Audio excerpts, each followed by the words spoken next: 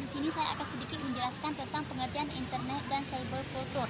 Yang pertama itu pengertian internet.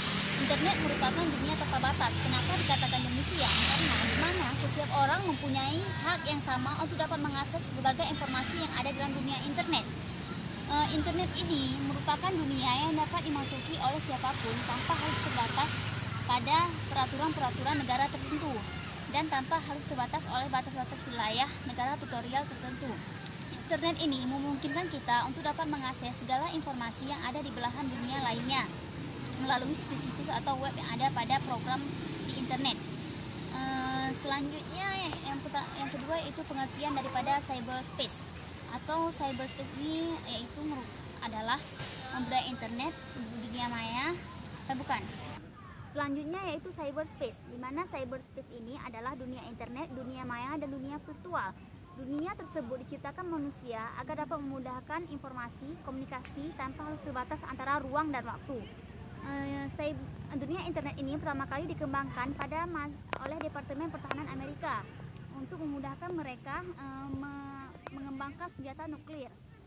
Akan tetapi seiring dengan perkembangan teknologi yang canggih, internet ini telah menjadi bagian dari kehidupan sehari-hari manusia, di mana manusia sering menggunakan internet untuk memudahkan segala aktivitas atau kegiatan yang mereka lakukan. Contohnya di sini yaitu dapat saya lihat pada penggunaan komputer di beberapa contohnya di sini penggunaan komputer, di mana dapat kita lihat pada birokrasi pemerintahan sekarang ini atau untuk mendaftar mata kuliah kita menggunakan komputer karena lebih mudah tanpa harus kita menggunakan cara manual, yaitu datang ke universitas untuk mengambil formulir, mengisi dan sebagainya. Itu akan membuat kita lebih mudah mengakses walaupun di desa, karena di desa pun telah dikembangkan komputer juga telah masuk dalam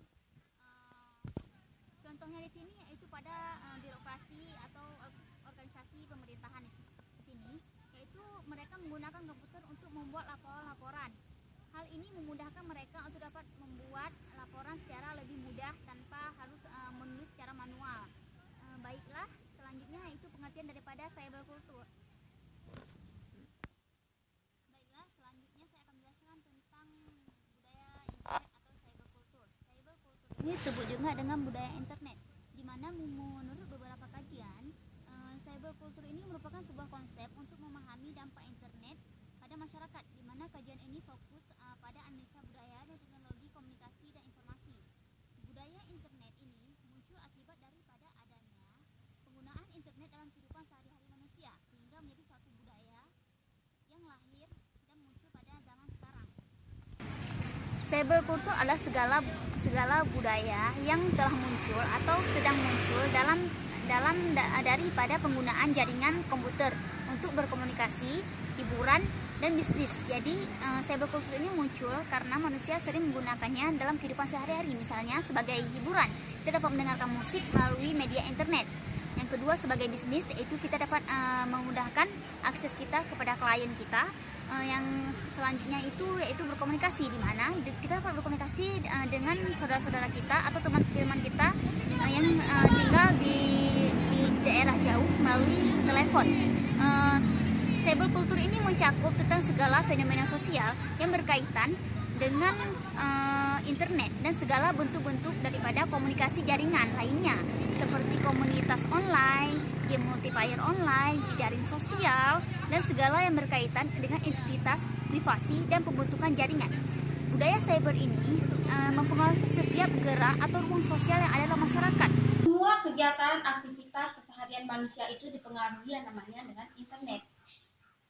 Adapun fenomena cyberkultur dapat kita jumpai dalam kehidupan kita sehari-hari. Contohnya saja dalam hal kecepatan. Dulu, di saat kita ingin mengirim surat kepada seseorang yang kita tuju, membutuhkan waktu berhari-hari lamanya. Sekarang dengan adanya pengaruh dari internet, teknologi, informasi, komunikasi, maka kita dalam mengirim pesan terhadap teman kita ataupun saudara kita tidak perlu lagi menunggu dalam waktu yang lama. Cukup hanya dengan mengirimkan pesan dalam bentuk SMS atau mengirimkan email. Maka dalam hitungan detik apa yang kita ingin sampaikan segera tertuju kepada orang tersebut. Selanjutnya, fenomena cyberkultur yaitu dalam hal berjejaring. Kita dalam hal hubungan jaringan sosial kita dengan teman kita tidak lagi dibatasi oleh ruang lingkup suatu wilayah saja. Kita dapat memperluas jaringan sosial kita dengan internet. Kita dapat berkomunikasi, berkonektivitas dengan teman kita yang ada di negara lain yang tidak berada dalam satu wilayah dengan kita. Contohnya dengan menggunakan Facebook. Dengan menggunakan Facebook, kita dengan mudahnya dapat berinteraksi dengan teman-teman kita yang jauh di tempat berjauhan dengan kita. Selanjutnya, dalam hal komunitas, cyberkultur merupakan suatu budaya baru yang dipengaruhi oleh yang namanya internet. Cyberkultur merupakan dunia maya, di mana dalam suatu dunia itu pasti yang ada yang namanya manusia, kumpulan orang-orang dan atau yang disebut dengan komunitas. Dalam teknologi informasi dan komunikasi, internet itu mempunyai komunitasnya sendiri. Contohnya dalam yang namanya Facebook. Dalam Facebook itu kita terdapat komunitas-komunitas tersendiri. Contoh kita terdapat grup-grup yang mana kita itu tergolong dalam misalnya grup orang Aceh, grup Indonesia atau lain sebagainya. Selanjutnya, teknologi informasi dan komunikasi internet tidak hanya mempengaruhi dalam dunia pendidikan saja. Teknologi informasi dan komunikasi mempengaruhi juga dalam dunia medis. Dalam dunia medis sangat membuat kita tercengang apa yang dipengaruhi oleh internet ini. Internet telah memberikan suatu penemuan-penemuan baru yang kita anggap dulunya mustahil, namun sekarang tidak lagi. Apa penemuan tersebut? Kita sudah mengetahui ada yang namanya cloning. Apakah itu cloning?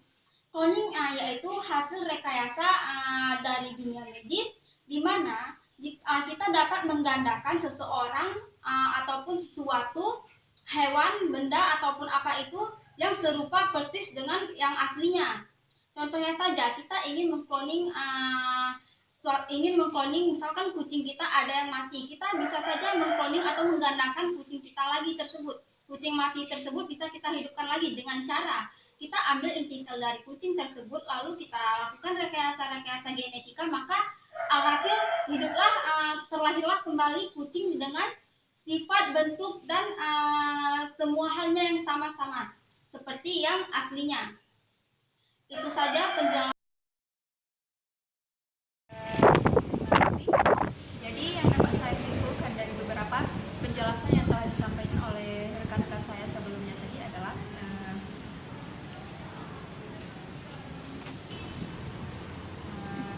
di mana internet dan cyberkultur itu telah merubah ruang sosial di dalam masyarakat,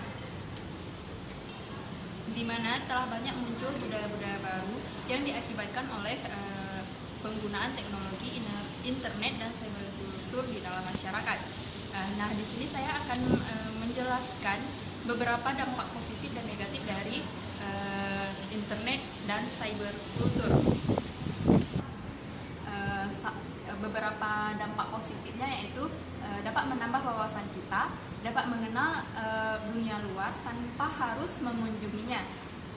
Yang ketiga itu dapat memperluas dan mendapatkan teman baru pada media-media sosial.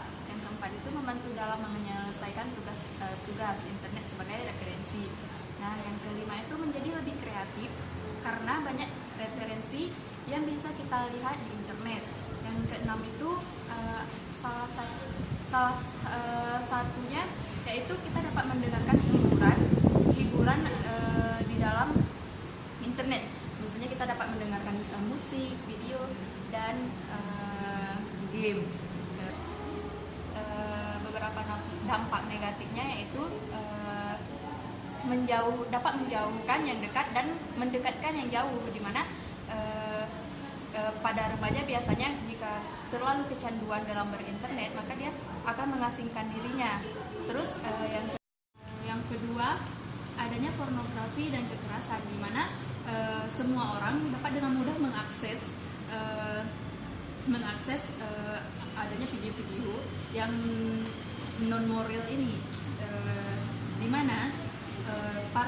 yang masih dalam masa meniru ini akan dengan mudah dapat meniru apa yang telah ditontonnya. Dan yang ketiga, adanya game perjudian yang sudah banyak beredar di internet, di mana remaja yang masih dalam tahap ini sudah belajar mengenai bagaimana caranya bermain judi. Yang selanjutnya, maraknya penculikan yang diakibatkan oleh internet ini, di mana banyaknya orang yang memposting di mana alamat dia, maka si penculik atau orang cyber crime ini jadi sudah mengetahui di mana alamat yang sudah dipostingkan sebelumnya oleh user. Nah, yang selanjutnya itu dampak negatifnya itu remaja akan malas dan akan sibuk dengan dunianya sendiri, dan juga sosialisasi pada remaja itu agak lebih berkurang karena ia terlalu sering menyendiri dan mengasingkan diri dari teman-temannya dan masyarakat. Sekian dari saya, terima kasih.